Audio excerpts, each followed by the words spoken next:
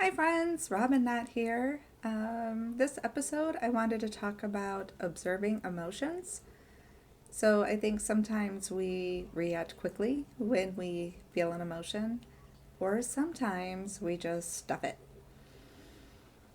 Both of those can create some problems for us, right? So if I react to them, depending on what it is, I might say something I regret later, or I might do something I regret later, right?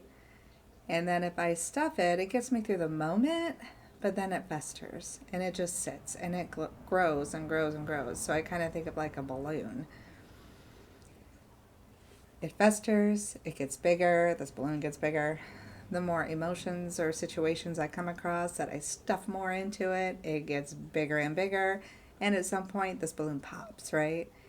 And it doesn't even have to be like a big thing.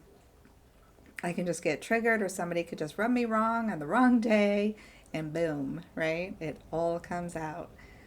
So, to observe emotions is very beneficial for us. Um, Once we get to that point, it's easier for us, and it's probably easier for people around us too.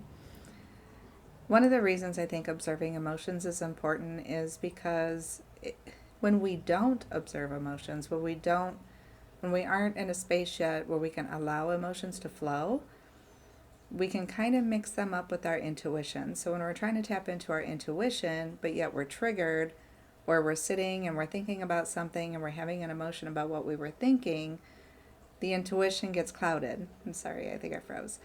Um,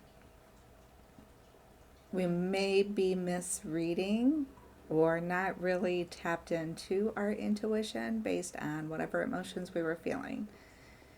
So I'm just going to share a technique or two that was helpful for me. I can talk tonight. Um, if it resonates with you, great. Give it a try. If not, that's fine too, right? Excuse me. So for me, I'm a visual person. Excuse me. It seems like every time I want to talk, my throat's like, "Rah." I think it's my throat chakra clearing out because I stay quiet a lot. Um, Anyways, what was I saying? Oh, visual.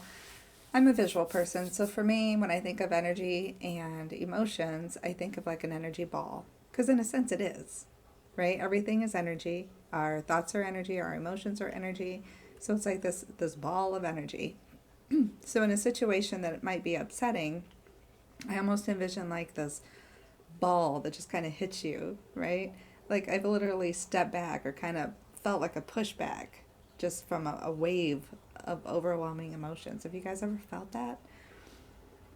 Sometimes it could be excitement too. Like there's just so much overwhelming, happy excitement that you could feel it quickly, physically. Anyway, point being, energy ball. I like to make it a visual thing.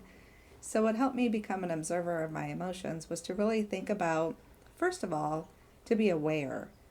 So, just kind of noticing, paying attention to emotions. I think we have many of them throughout the day, oftentimes, depending on what our days look like.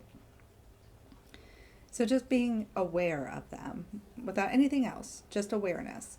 What am I feeling? Oh, there's a change in my emotion. I don't feel the same way now. Something shifted, something changed. Secondly, sorry, I'm checking my notes because I don't like it. Squirrel. Um, Secondly, identify the emotion. Just see what it is. And when you think of identifying an emotion, think of one word. Emotions are basically one word. I know sometimes when we talk, and I do this too, I'll say, well, I feel like, blah, blah, blah. But it's not really describing an emotion per se. I'm really sharing a thought that has some additional feeling to it. Like I've redefined what my thought was with this, what I'm feeling is. But really, a feeling is a one word: angry, happy, sad, bored, irritated, frustrated, excited, sleepy, hungry. What new word now is hangry, right? I think you guys get the idea. So just identify whatever that emotion is.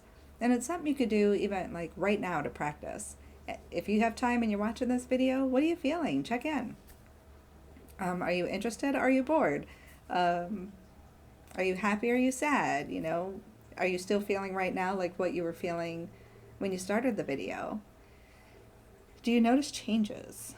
And just kind of, again, have the awareness and then define what it is. Just slap the title and the label on it. I roll my eyes because I really am not fond of titles and labels. However, sometimes they are beneficial. And in this case, I think it is. Sometimes too, I think it's like we don't know. Like I don't know what I'm feeling. And that's okay. Make one up. Make up whatever word you want to use to identify it. As long as you know what it is, that's what matters. Other people don't have to know. You don't have to share any of this if you don't want to, right? If you have someone you want to talk to or that you talk to about things and you go through this process and you want to share it, that's totally up to you. But just know how to identify it. Just slap that label on there. Checking my notes again. Oh, and key factor is even this process by itself of being aware, of kind of thinking about what am I feeling? You know, what name or title, label would I give that? That process alone allows you to kind of take that emotion and pull it away from you to decide what it is, to look at it. Okay, so that's one way, even this far, to become an observer of your emotions. The awareness of it, and then just to identify it. What is it? What am I feeling? What am I feeling? What is that? So the next step that I like to use as a visual person is if this emotion was an object, what would it look like?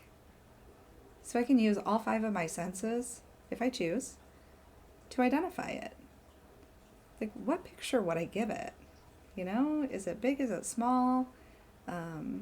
What sound would I associate with this emotion? You know, some emotions we might feel calm, so we have these calming tones or nature sounds that would go with it. Do you guys ever get in those like really uptight, angry kind of emotion, and you think of like headbanging music, like you really just need to, you know, get it out there. Like, is this a tune that you would hear? I don't know, what sound would you give? A bang? You know, a whistle? What sound would you identify with this emotion or associate with this emotion? Same with taste. Is it bitter? Is it sweet? Is it sour? What does it taste like? If this emotion had a taste, what would it taste like? Same with feeling. If you could touch this emotion, would it be hot or cold, rough or smooth? Again, there's no like right or wrong answer. This is for you. So whatever you come up with or create or whatever makes sense for you, however you see it, that's what's right. How I would draw the picture or paint a picture or a sculpture of, say, anger may not look the same as yours. And that's okay. And then smell. What does it smell like? So again, this is just a way of kind of pulling it away from you, because I don't know about you guys, but I know for me, emotions can be very deep, can be overwhelming, and I can feel them physically. Like, do you guys ever get so nervous you just like shake? Right? It can come out physically. So this was some tips, I guess, some tools that helped me kind of step back.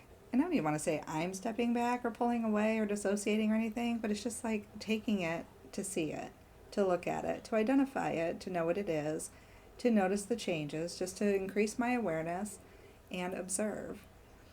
At a point, it's nice when most of the time, when emotions start to hit, you know, like you're not really getting bombarded with these energy balls anymore because they're not going within or just, you know, exploding within you. But you see them. Sometimes you can see them coming. That's nice. It's almost like a heads up.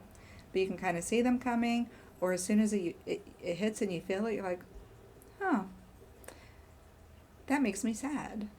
I feel frustrated. I'm a little irritated right now.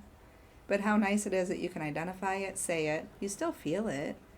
But it's not so deep. It's not so gut-wrenching. It's not so intense. And it doesn't have to take over. I do think a couple things. I think that sometimes we see emotions as being bad. I don't think emotions are good or bad. We have higher vibrational emotions, and then we have lower dense emotions, right? I think they're also important because I feel like they're see, I'm doing it. I feel like they're a guide for us. It's a way for our own intuition, our spirit guide, spirit source, whatever words you choose to use or whatever you believe in, but it's a way to get our attention. And that really works sometimes too, doesn't it? Like, okay, I got you. You definitely have my attention.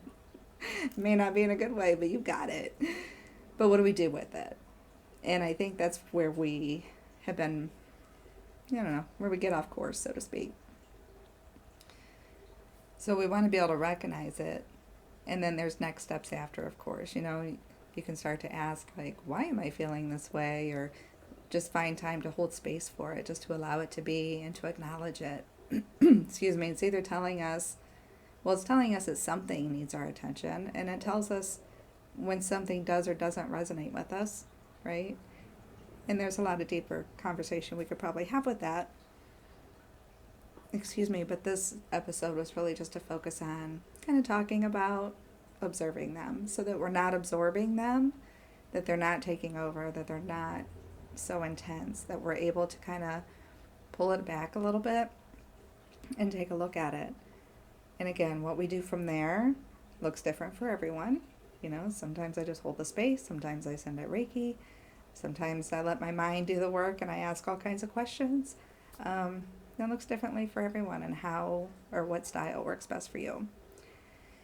If you want to explore that further, please let me know. If you have any questions or if you want some support in going through this process, get a hold of me and we can schedule an appointment and work on that. If you don't do Reiki or energy healing yourself and you would like to either know how, I could teach you how, or to have, an extra person help you use that energy to heal some of these things that you find surface as you go through this process, again, let me know.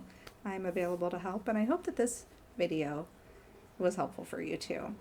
I'm always open to feedback and comments, or just if you want to share what your experience was, that'd be great. So you all take care, and I will talk to you soon. Bye, guys.